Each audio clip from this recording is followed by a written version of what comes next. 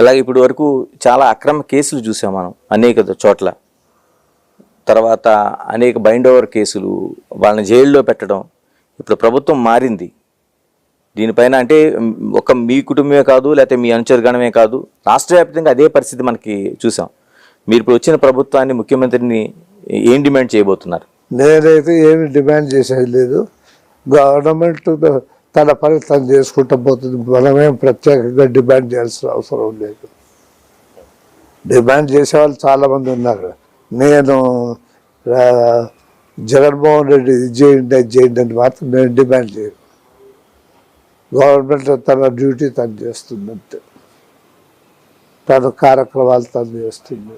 ఈ అక్రమ కేసులన్నీ తీసేసే అవకాశం ఉంది, ఎత్తేసే అవకాశం ఉందా? చాలా వరకు ఉంది, చాలా వరకు ఉంది. ముఖ్యమంత్రి పేరు కూడా చాలా ప్రెషర్స్ ఉంటాయి, తప్పదు. సార్, చాలా వరకు మార్పు వస్తుంది, ఎడ్యుకేషన్ పెరిగింది. అప్పట్లోనే జేసీ దివాకర్ రెడ్డి బ్రదర్స్ బాగా చదువుకుని రాజకీయాల్లోకి వచ్చిన నాయకులు మీరు ఉన్నది. అయినా సరే తాడిపత్రి పేరు చెప్తే ఒక ఫ్యాక్షన్ రాజకీయాలకు కేరాఫట్రాజ్గా చెప్తూ ఉంటారు. ఎప్పుడు ఇలాంటి మాటలకు కావచ్చు, లేకపోతే ఇలాంటి ఆచరణకు కావచ్చు, ఎప్పుడు పులి స్టాప్ పడే అవకాశం ఉంది? ఇప్పటికే బాగా తగ్గిపోయింది, ఇంకా తగ్గుతుంది అని అనుకుంటున్నాను. పాలిటిక్స్లో ఫ్రాక్షన్కు కాలం చెల్లిపోయింది, లేదు, అవకాశం లేదు. ఫ్రాక్షనిస్ట్ అంటే ఎవడు భయపడడం లేదు, అసహించుకుంటున్నారు. అందువల్ల బాగా తగ్గిపోతుంది ఫ్రాక్షన్. అంటే పెద్దారెడ్డి లాంటి రాజకీయ నాయకులను ఎలా చూడాల్సిన అవసరం ఉంది? ఏదానికైనా చదువు, విజ్ఞానము ఉండాలా, కావాలా. అది తక్కువ ఉంది పెద్దారెడ్డి.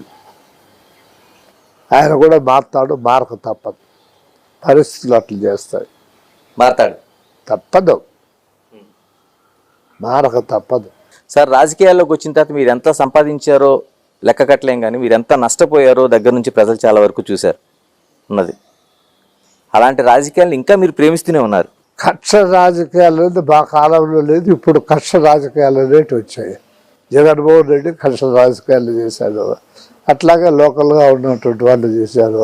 అందువల్ల నా ట్రాన్స్పోర్ట్ పోయింది, నా మైనింగ్ పోయింది, కంప్లీట్గా పోయినాయి. సార్, జేసీ దివాకర్ రెడ్డి బ్రదర్స్ ఇద్దరు కూడా స్వపక్షంలో ఉన్నప్పుడు, ప్రతిపక్షంలో ఉన్నప్పుడు, అధికారంలో ఉన్నప్పుడు, లేనప్పుడు ఎప్పుడు ఒక పోరాటమే కనిపిస్తూ ఉంటుంది. ఎప్పుడు అంటే అలసట అనిపించదండి అసలు?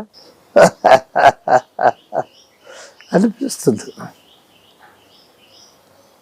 అనిపిస్తుంది.